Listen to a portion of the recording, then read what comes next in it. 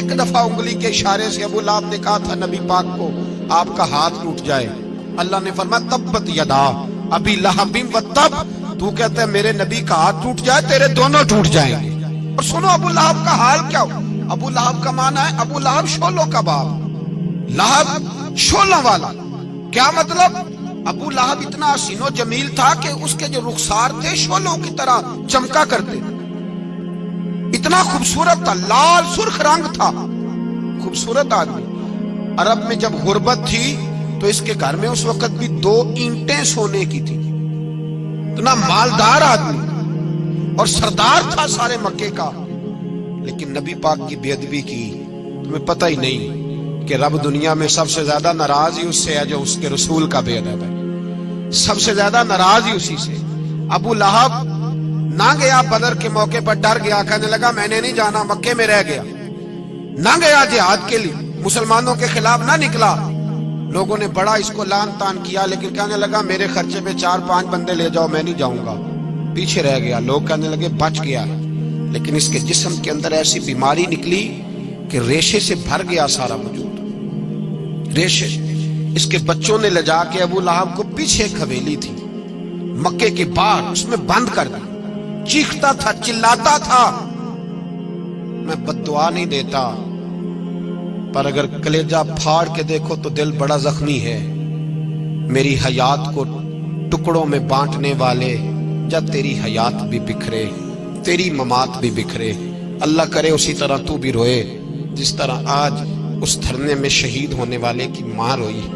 اللہ کرے میری حیات کو ٹکڑوں بانٹنے والے، جب تیری حیات بھی بکھرے، جب تیری ممات بھی بکھرے۔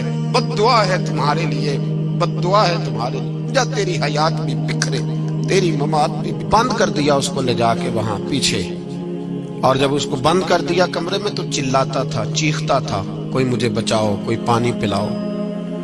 دروازہ توڑ کے باہر نکلا تو چوک میں مر گیا ابو لہب، اتنی بدبو آتی تھی کہ کوئی قریب نہیں جاتا تھا۔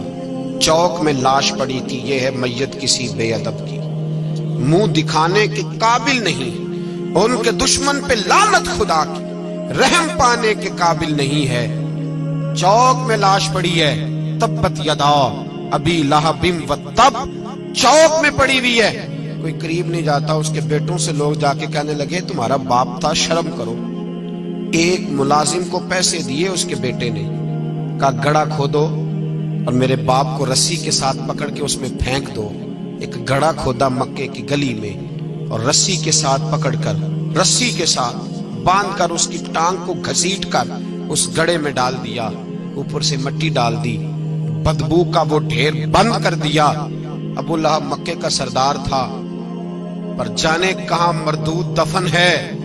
لیکن میانی صاحب کے قبرستان میں جاؤ، میانی صاحب کے قبرستان میں، وہ علم الدین جسے اپنا نام بھی نہیں لکھنا آتا تھا، ہزاروں لوگ روزانہ اس کی قبر پہ کھڑے ہوتے ہیں اور رسول اللہ کی نعتیں سناتے ہیں۔ جا کے دیکھو تو صحیح، منظر کتنا بدل گیا۔ اور جب غازی علم الدین شہید کا جنازہ اٹھا تو امیر ملت پیر جماعت علی شاہ صاحب کی چیخ نکل گئی، اور ڈاکٹر اقبال رونے لگے، اور قائد اعظم تڑپنے لگے، منتیں کرتے تھے محمد علی جناح کہ یارو تھوڑے پیچھے تو ہٹو، میرا بھی دل کرتا ہے میں بھی ذرا اسے کندھا دے لوں، ذرا پیچھے تو ہٹو۔ محمد علی جناح جیسے لوگ تڑپتے تھے، اور جب قبر میں اترنے کی باری آئی تو ڈاکٹر اقبال نے ہاتھ باندھے، کہنے لگا او دوستو اقبال پہ تھوڑا رحم کھاؤ، اسے میرے ہاتھوں پہ رکھو، قبر میں اتار دیتا، اسے میرے ہاتھوں قوت عشق سے ہر پست کو کر دے، دور میں اس میں محمد سے اجالا کر دے، اور کی محمد سے فاتون تو ہم تیرے، یہ جہاں چیز ہے کیا لوح و قلم تیرے ہیں۔ اور اقبال کہنے لگے دیکھو میں شعر لکھتا رہا،